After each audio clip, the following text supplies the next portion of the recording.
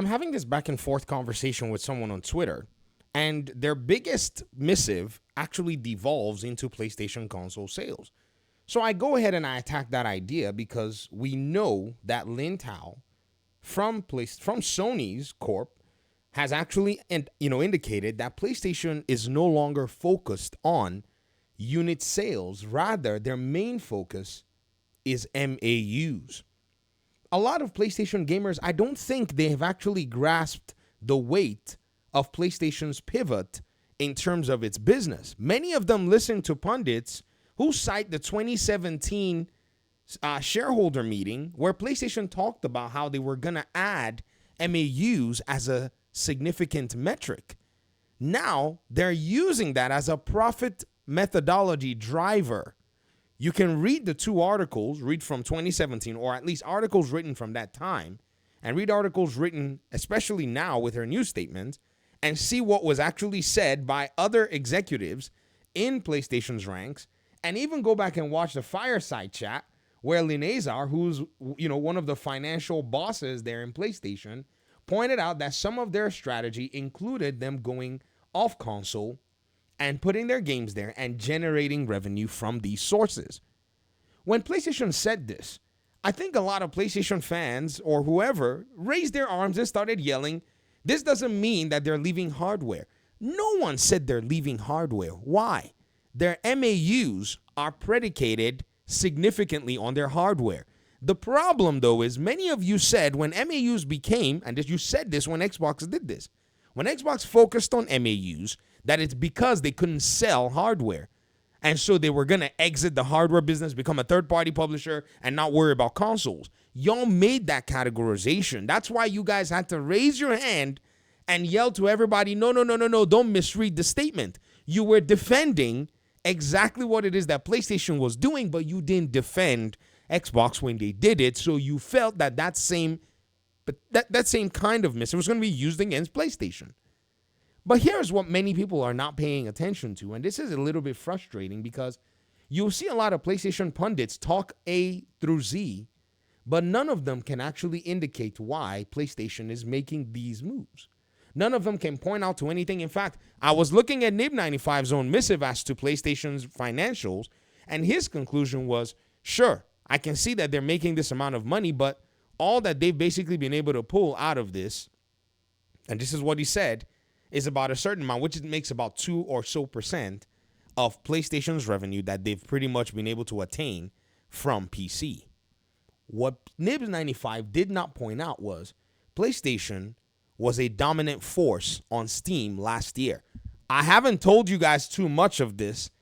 I kept it on the down low because we were focusing on Xbox's business. However, I showed you guys 50% of it. Did you remember when I showed you that Helldivers 2 was one of the top-selling games on Steam in 2024? Actually, the top-grossing games. I wouldn't say top-selling. That's not how Steam does it. Steam puts it as top-grossing games measured by revenue. Did you know that PlayStation had not one, but two of these games in 2024 on Steam? No other publisher, except for Valve themselves, with Counter-Strike 2 and Dota 2, pulled that off in this particular time frame. Xbox was fortunate in 2023. They had just acquired Activision Blizzard King. Everything had just closed off, but they were able to get Starfield, and then by acquisition, they got Call of Duty in that list.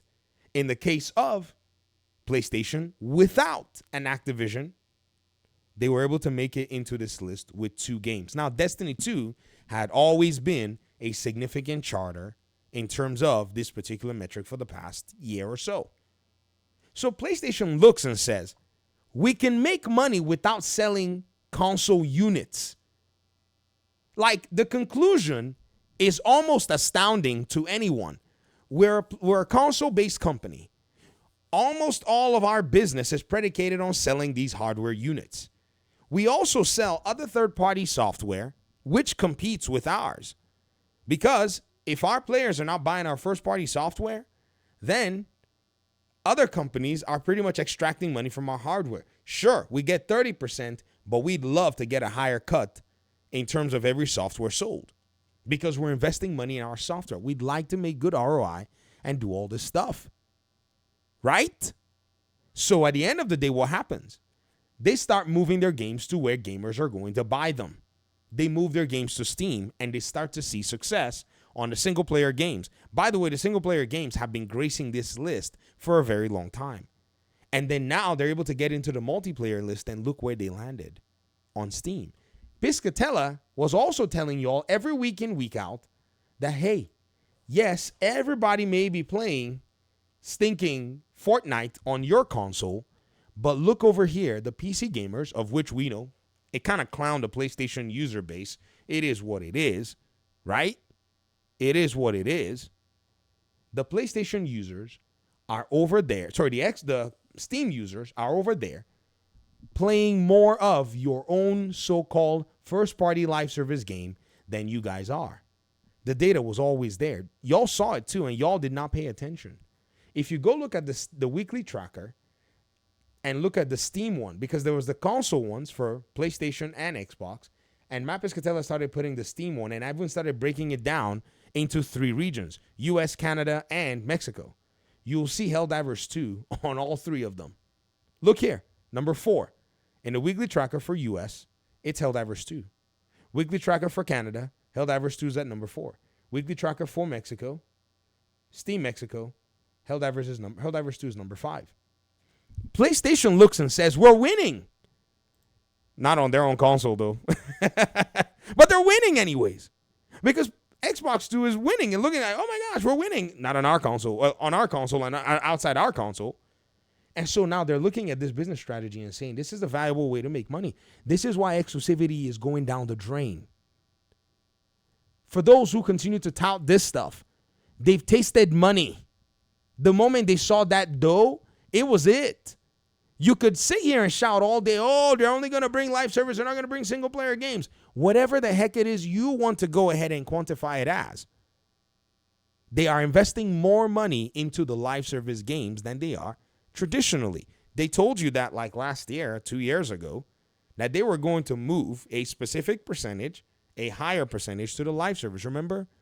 It was going to go to 60-40. Do y'all remember that it used to be about 88-12? The other way, 88 to the single player games, 12 to the live service games, and then that thing flipped to 55-45, and then now they want to move it 60% to the live service and 40 to the single player games. It's because the money that they've already gotten, they may not be making big waves with all of these others, but with the games that they so far have acquired, they've seen some results to make them actually now understand that there is a possibility for them to be able to go this route.